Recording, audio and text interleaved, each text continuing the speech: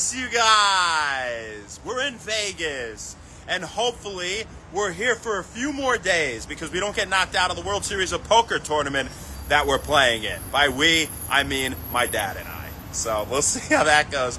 But no matter where we are, standing right here on part of the Strip. I don't know if it's technically the Strip. Staying at the Horseshoe if you guys are curious.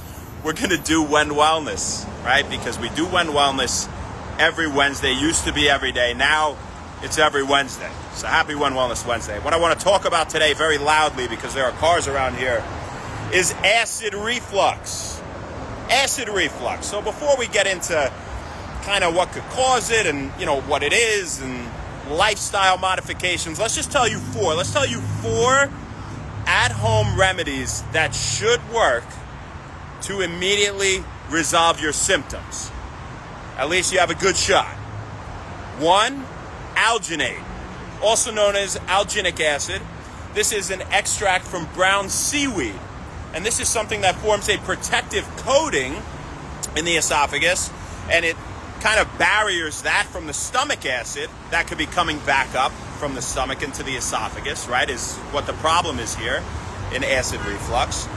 And that's a good thing, right? So you can find that online, I'm sure. I don't have it. I don't have alginate, right? But that's definitely a really good one. And that's my number one, actually, because, you know, even a lot of MDs, you know, they'll recommend PPIs, antacids, you know, you can take Tums, all sorts of stuff, right? But without going to medication, if you wanted some natural sort of remedy that might do something relatively quickly, alginate is definitely up there. So number 1. 2 for me is yogurt. Arguably number 1 because it's readily available. Everybody has yogurt. So I'd say it's probably more likely to be in your fridge, right, than alginate. So yogurt is doing a similar thing here. It's forming a protective barrier, right, helping to reduce irritation of the esophagus. It's nice and alkaline, right, meaning it's not really acidic, which we'd like to avoid overly acidic foods. We'll talk about that in a minute here, some examples at least. But yogurt, it also has a high calcium probiotic content, which is good for acid reflux as well. So we have alginate and we have yogurt, all right? Number 3 would be alkaline foods, right? So things that have a high pH, right? Things that are more basic, right? Because we don't want all that acidic stuff, right? If we're worried about our acid coming back up, it just makes sense, right? So what are some examples of alkaline foods? Well, pretty much fruits, vegetables, nuts, and seeds, right? Surprise, surprise, things that are good for you, right? Now, meat is good for you as well, but it's not really as much on our alkaline list here. Some meats are alkaline, right? But some examples would be avocado, right? And not all fruits, vegetables, nuts, and seeds. We'll give you examples of some that are acidic in a second. But avocado, bananas, berries, something like coconut water is even good if you happen to have that, right? So those are some good examples of alkaline foods that you could have, and that's number 3. Our fingers are young.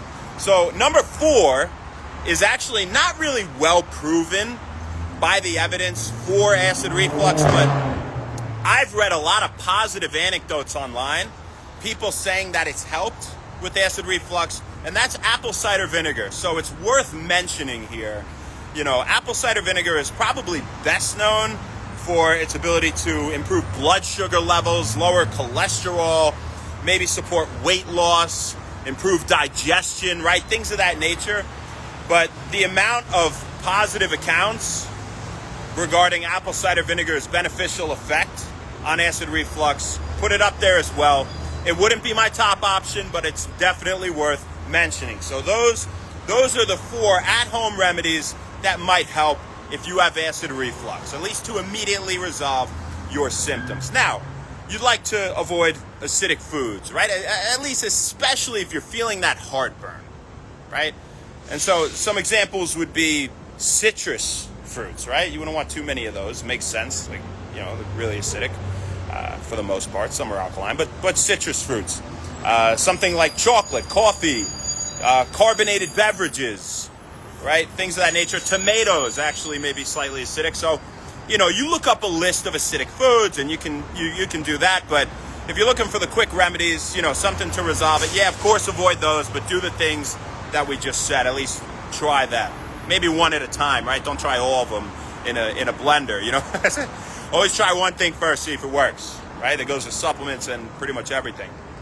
So what else can we do in terms of lifestyle for acid reflux? Well, we could break our meals up into smaller meals throughout the day, right? So we definitely don't want to overeat too much at once. That's a lot. It makes it more likely.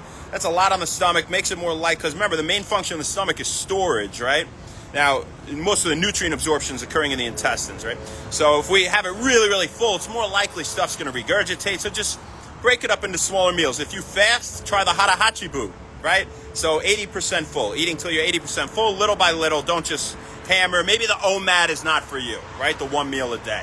If you have GERD, right? That'd be a lot. You don't want foods too high in fat, right? Things of that nature. Albeit fats are really healthy for you. If you're having them in small amounts in those meals, I say go for fat. I don't like to neglect something that's healthy because of symptoms.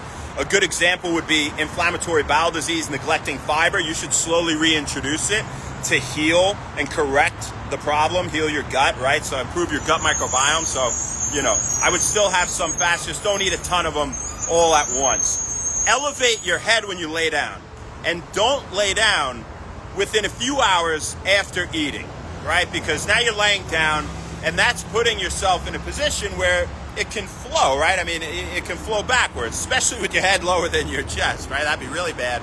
It's like an inversion table would be like the worst thing you could.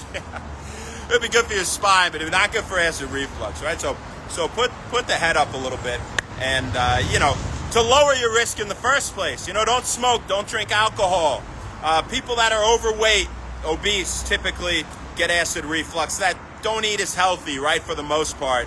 So be healthy in the first place. But those are some things might help to improve your symptoms. It is like 95.